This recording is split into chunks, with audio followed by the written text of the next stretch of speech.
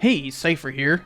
Perhaps the most mythologized event in US history is our founding. Myths lend identity, so of course the beginning of that story holds the greatest amount of misconceptions. The founding of this republic is not only ripe for misinformation, but outright disinformation, as everyone wants to see themselves in the founders, especially at the cost of their political enemies. But it's time to dispel 10 of the most common myths. Here is the list, in no particular order, of myths and misconceptions that I'm about to bust, along with some ancillary debunkings, not on the list, along the way. Please note that these are the myths I will be busting. For some commenters always seem to believe that these are the statements that I'm trying to propagate. Quite the opposite. And like always, I included a bibliography below for those who would like to dig deeper or check my sources. Footnotes are of course in the video itself.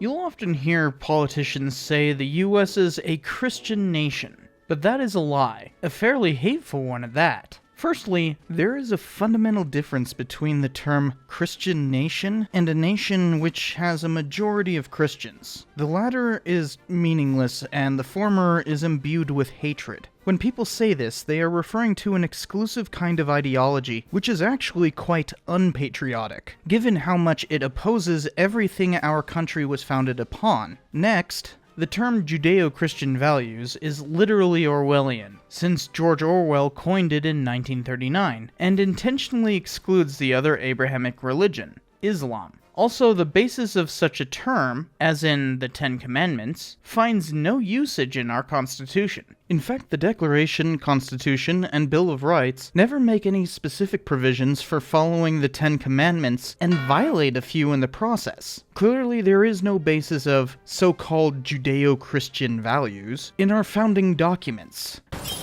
The Ten Commandments. Killing is making a choice. Where are they? The same could be said for we the people who comprise it. Not only are there plenty of non-Christians here today, but there always has been, including among the founders themselves. Ben Franklin, Ethan Allen, and Thomas Jefferson were all prominent deists. They did not believe in the divinity of Jesus. Jefferson even said basing our country on Christianity would be to lay the yoke of their own opinions on the necks of others. Some will erroneously quote John Adams saying, "Our Constitution was made only for a moral and religious people. It is wholly inadequate to our government of any other," as though that means we're a Christian nation? That's purposefully misreading it and ignoring who he was. That letter is about immorality and makes no mention of Christ whatsoever. He was a Unitarian, whom most Christian nationalists hate. He was also quite secular. Thomas, for God's sake, listen to me. Pushing through the First Amendment, which says, "Congress shall make no law respecting an establishment of religion." The treaty his minister got Congress to ratify in 1797 clearly states, "The government of the USA is not, in any sense, founded on the Christian religion." The common usage of Christian nationalism in the US, which is similar to dominionism abroad, is to evangelize others and deny anyone outside that fold, especially people who are not white Anglo-Saxon Protestants or WASPs. It is a form of white supremacy masquerading as a historical interpretation. We were founded on Enlightenment principles, as in the intellectual movement that often advanced by specifically denying dominionism as medieval and barbarous. The philosophical heart of our revolution, and the person who truly convinced the delegates of the Continental Congress to declare independence through his pamphleteering, was Thomas Paine. And he was such an outspoken advocate of deism and a critic of Christianity that he eventually ostracized himself. Recognizing the founding generation's secularism, evangelicals began another great awakening in the early 19th century to bring back the religion lost by such modern values. And every Christian nationalist movement since has followed the same reactionary path. from McCarthyism modifying everything to include mentions of God in order to somehow defeat the atheist Soviet Union, which hilariously enough, the pledge itself was created by a Christian socialist named Francis Bellamy in 1892. So the 1954 edition of Under God, to his pledge, unwittingly reinforced its socialist intentions. Yeah, the Pledge of Allegiance is socialist. Nowadays, there are current evangelicals pushing it as a way to beat the liberals. Such nationalism has always been about hatred, which is rather un-Christian if you ask me.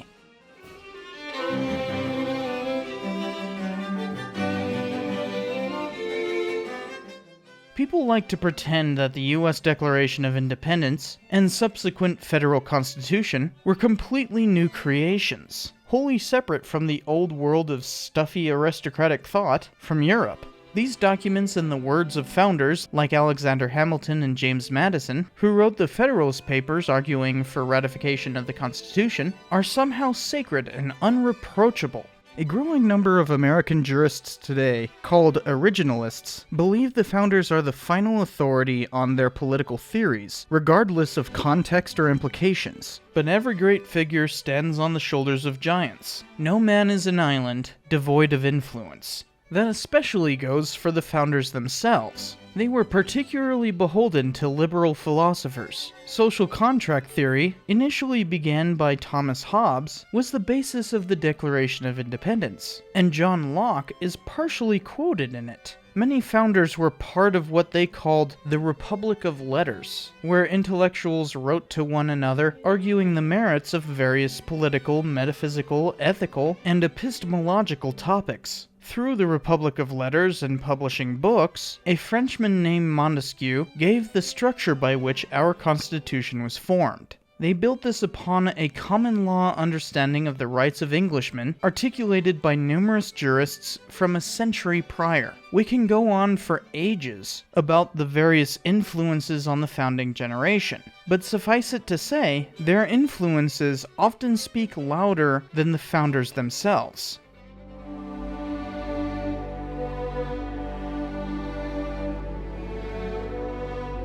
A common mistake people make is to think that the revolution began in 1776, when we declared independence from Britain. But in fact, even the day we celebrate is somewhat inaccurate, let alone the broader misconception. The Continental Congress passed the Declaration of Independence on July 2nd. The 4th is merely its publication. They didn't complete signing it until early August 1776. Beyond that, the war had started an entire year prior. It took time before the 13 colonies were willing to take such a tremendous step as declaring independence. After all, like every rebellion before, if they lost the war, they'd be hanged. Declaring independence was a brave step, but still a step. Saying when the revolution began is a tricky definition. Was it when minor rebellions began as early as 1763 with the Black Boys in Pennsylvania, or 1766 with regulators in South Carolina? How about the Stamp Act Congress, Sons of Liberty, Boston Massacre, Gaspee Affair, or Tea Party? This was a gradual change. War broke out in 1775, and independence was declared a year later. But even then, the US government didn't form. First there was the Continental Congress, then in 1781 was the Confederate Constitution. The war mostly ended that year, but would take until 1783 for it to end worldwide. This became a world war with French intervention. One could easily view this war as merely another in the millennium-long French and English rivalry. Anyways, the definition of American Revolution is hazy, but so is anything else in history. Finally, in 1789, was the federal constitution we have today. I can't name every event that could be a beginning of the revolution or government, but none are definitive. Look at that timeline if you want to understand how complicated that is. Defining the starting point is much more of an argument than a clear statement.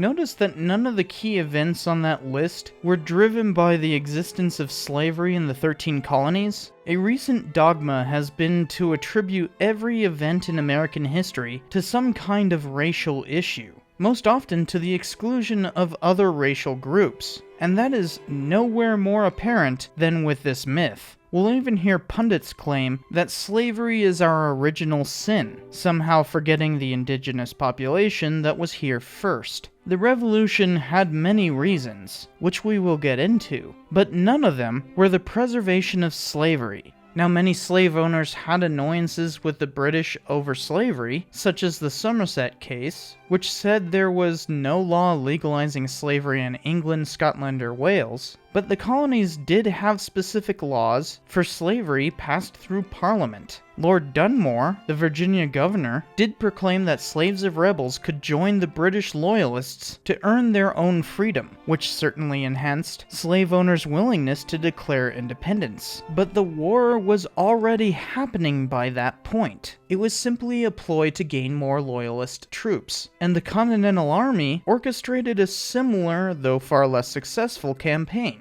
In all, around 10,000 black people fought on each side, evenly split. Thomas Jefferson included in his first draft of the Declaration of Independence this passage: "King George has waged cruel war against human nature itself, violating its most sacred rights of life and liberty in the persons of a distinct people who never offended him, captivating and carrying them into slavery in another hemisphere, or to incur miserable death in their transportation thither." The strange irony of a slave owner claiming the king forced the cruel institution upon him is difficult to overcome, but you can see that they were certainly not fighting to preserve slavery. Furthermore, this kind of forgets that Pennsylvania became one of the first states in the world to abolish slavery in 1780 during the war. And once again, this entire discussion distracts from the one marginalized racial group who did have a powerful impact on the causation of the American Revolution: indigenous tribes. The French and Indian War is the catalyst of this whole thing, and it's so named for a reason. Possessing land was a primary motivator of both that war and the Revolutionary War. Washington even ordered a massacre of Iroquois in 1779, earning him the Iroquois moniker Town Destroyer. This expedition, led by John Sullivan, was in response to Iroquois massacring colonists in the Wyoming and Cherry Valleys. There were many tribes aligned with the Patriots, and loyalties shifted throughout the war. Patriots massacred innocent Moravian converts at Gnadenhutten, supposedly for their betrayal of the cause. Racist animosities certainly drove this bloodshed, but there's simply no way to reduce the causes of the American Revolution down to racial issues, especially slavery, unlike the Civil War that came nearly a century later. This myth seems to be an anachronistic and ham-handed attempt to frustrate lost causers, to the point of being self-defeating.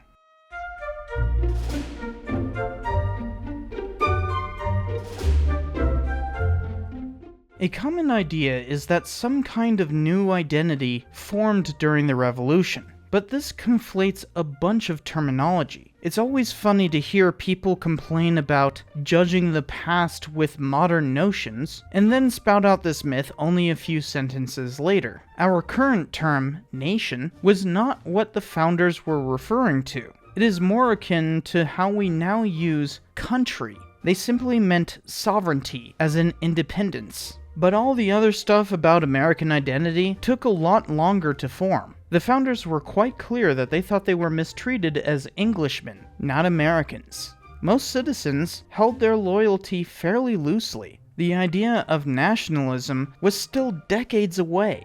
This nationalism leads to the misconception that Paul Revere went to warn the militiamen amassed in Massachusetts that the British are coming. First, he was not the only writer. William Dawes went the same distance, while Samuel Prescott completed it after Revere got captured. And secondly, they alerted Minutemen that the regulars are coming, as in regular soldiers who were approaching to disarm militiamen. Everyone was British, obviously. They wouldn't make that differentiation.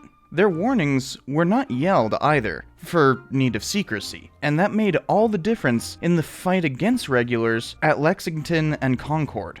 Some foolishly claim patriot movements like the Sons of Liberty demonstrated a fully formed identity as early as 1765. But at the time, patriot was actually a term of derision for rebels, not for being patriotic. That came much later. They did not identify as Englishmen because they saw England as their nation, merely that that country granted them property and were therefore part of the system of English law. Some would argue that because much of the grievances patriots had against the crown derived from differences created by the French and Indian Wars' aftermath, that a unique American identity grew from the frontier, since expanding into the Ohio Valley was the goal of that war, and King George barred such expansion with his proclamation line. This was best articulated by Frederick Jackson Turner in 1893, arguing, "American history has been in a large degree the history of the colonization of the Great West. The existence of an area of free land, its continuous recession, and the advance of American settlement westward explain American development."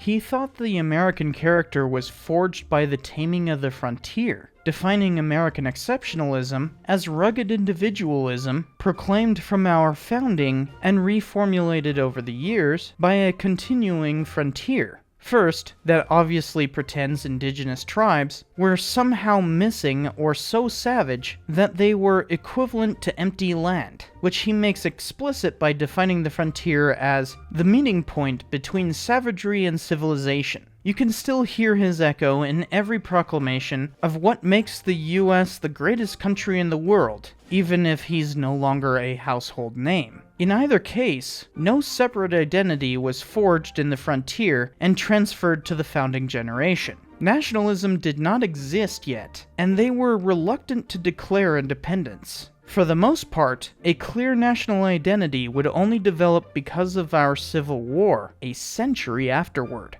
One may argue over when and what that identity is or was, but it certainly came after the Revolution.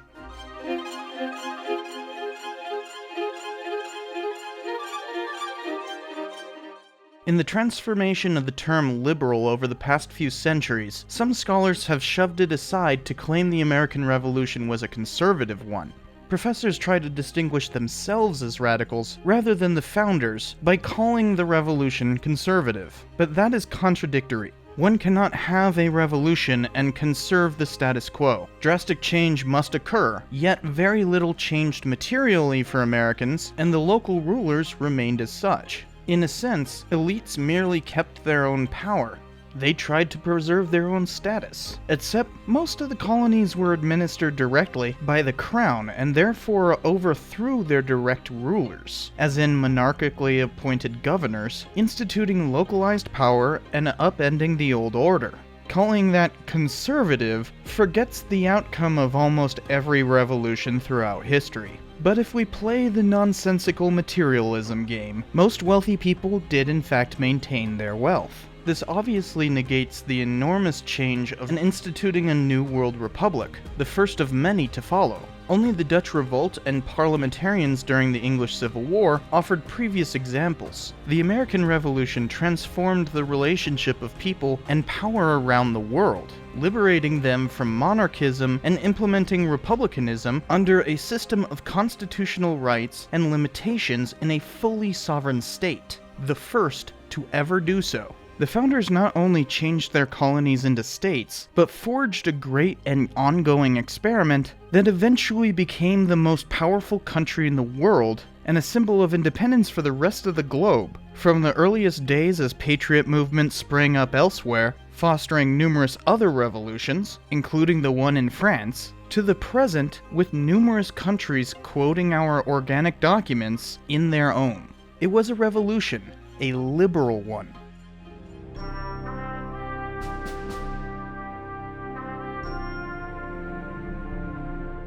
There is a pervasive idea among Americans that challenging anything in the US Constitution is tantamount to treason. Saying it has flaws is somehow blasphemy. Not only is this obviously wrong, but it forgets the document itself and what the founders had to say about it. Numerous of them campaigned against ratifying the Constitution. They were known as the Anti-Federalists, which is why the Federalist Papers had to argue against them. There were several compromises from the beginning. The fact we have a bicameral legislature is from a compromise, let alone others like counting slaves as 3/5 of a person for the sake of representation in Congress. Contrary to popular belief, only slave owners benefited from slaves being counted whatsoever. So if they were counted as a whole person on the census, that would be more pro-slavery than 3/5. But the fact that there are such compromises in the document itself is rather telling. It's certainly not flawless. The founders saw fit to include a mechanism to amend the Constitution, and we've done so 26 times, with several proposed amendments getting congressional approval only to not get ratified.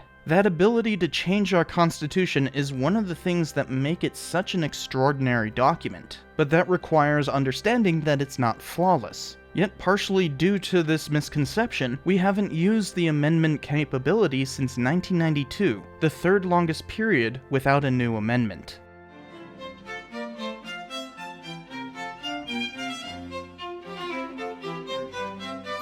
We tend to speak of the founding generation as though they were all of the same mind, and that they well represented everyone in the original 13 colonies. Even the most minor scrutiny disproves these notions. Around 1/3 of colonists were loyalists, and another third were neutral, meaning only a third supported the Patriot cause. The people who framed the Declaration and Constitution were all elites, sent as delegates from their respective state legislatures, and they certainly did not agree with one another all the time. Their memoirs and journals are filled with complaints about the constant bickering it took to get either of these documents made, which one can easily see by the compromises in them and the debate about ratifying the Constitution between Federalists and Anti-Federalists. Beyond that, they were definitely unrepresentative of most patriots. While the Republic began with a modicum of democracy, the voting population consisted of white, property-holding men. Renters, indentures, free people of color, women, and slaves could not vote, with a few exceptions. Much of US history has been how these people gained the franchise and further influence in politics. We are a democratic republic, but only after 2 centuries could we truly call ourselves a democracy.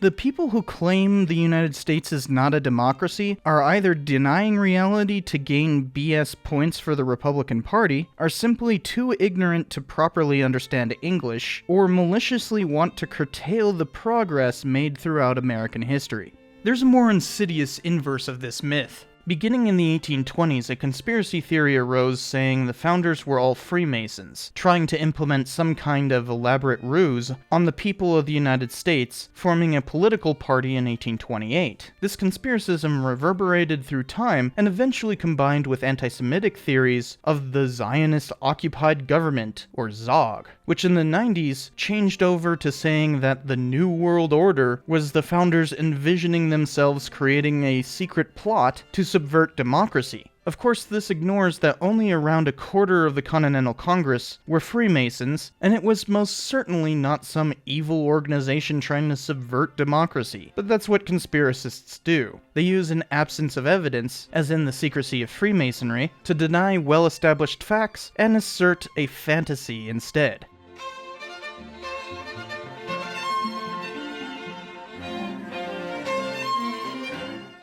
In our ever-present need to give monocausal explanations for complex issues, people like to boil conflicts down to one word. This can somewhat work, such as with the Civil War, which you can say it was about slavery, but it would be more accurate to say it was caused by the westward expansion of slavery, and that inaccuracy has caused a lot of foolishness, especially with lost causers. Same with the Revolution. Taxes were at the root, but it was not simply that taxes are too damn high. Colonists were some of the least taxed people in the world at the time. Parliament thought they simply needed to pay their fair share for an extremely expensive war waged mostly on their behalf. Of course, Parliament failed to see the massive personal debts incurred by colonists from militia actions and rebuilding after the French and Indian War, along with the refusal of King George to allow English colonists to benefit from conquering the Ohio Valley, save for a Kentucky-sized cutout. But that was Parliament's reasoning for passing numerous taxes. The real problem wasn't the taxes themselves, but the fact that colonists had no representation in Parliament. They refused the idea of virtual representation, as in the English theory that members of Parliament could speak on behalf of all British subjects, rather than their specific districts. The colonies wanted representatives in Parliament before direct taxes could be effected. There were already indirect taxes, through the Navigation Acts, requiring merchants to trade in Britain first after leaving the colonies, but with the various taxes in the 1760s and 70s were a clear violation of the 1689 Bill of Rights, but Parliament regularly ignored such laws.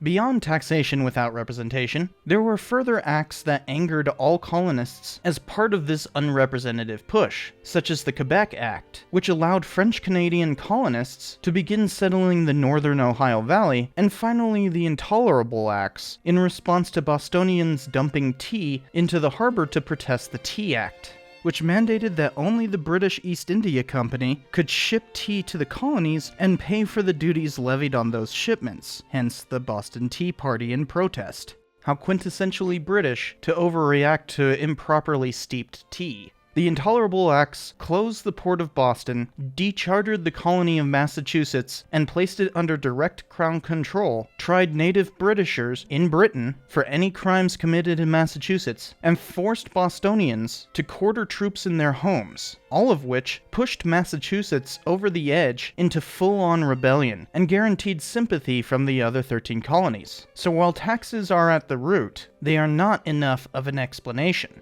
This oversimplification myth has led to numerous movements, but most prominent of late has been the Republican Tea Party, which saw Obamacare as too great a tax. It was founded on the myth of a revolution against taxation. How many of you people want to pay for your neighbor's mortgage? President Obama, are you listening? The Chicago Tea Party in July. All you capitalists that want to show up to Lake Michigan, I'm going to start organizing.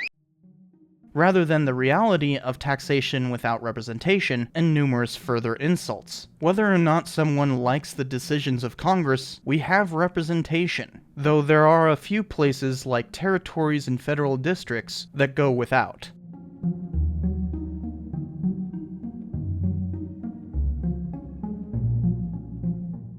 Liberty is at the heart of what the founding generation was fighting for, and therefore defines what we believe freedom is. But defining what they thought that meant is difficult. Ours was a liberal revolution, as in a political philosophy about liberation. So, liberty from what?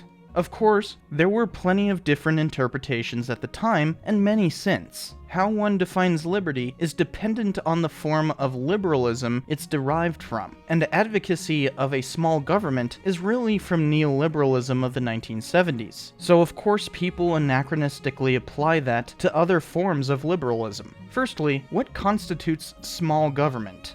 Most neolibs, like Ronald Wilson Reagan, actually dramatically expanded government employment, expenditures, and enforcement. Neoliberalism is more like a government reduction for me, not for we. Yet the founders basically didn't talk about the size of government whatsoever, because it simply wasn't that big. They saw government as a tool to establish justice, ensure domestic tranquility, provide for the common defense, promote the general welfare, and secure the blessings of liberty to ourselves and our posterity. It's right there in the first sentence of our Constitution. Also, neolibs despise welfare, so that is obviously opposed to the founders' form of liberalism. Perhaps sometime I can make a video about the history of liberalism and its many forms. Most conservatives today are neolibs of some sort, and such ideology just plain did not exist in the 1770s, no matter how much people want to anachronistically see themselves in people who lived 2.5 centuries ago. Because that's what happens with myth busting. Myths are the stories we tell ourselves to inform our identities. So by challenging that, people get angry, rather than trying to understand history, especially when speaking about the United States founding. This is the sonorous war cry of a very angry frog. In either case, I'll delete the comment if it's lying, ban bigotry, and close the section if it becomes too unwieldy. With all the myths I've busted, the latter is highly likely. But comment moderation is necessary for historical discussion, and it's just kind of fun to ban jerks. All of these myths inform people's identities, but to have a better understanding of the world, we must challenge the misconceptions in those myths. Therefore, learning history and becoming better people. Meow. What is it, boy? I acknowledge your presence.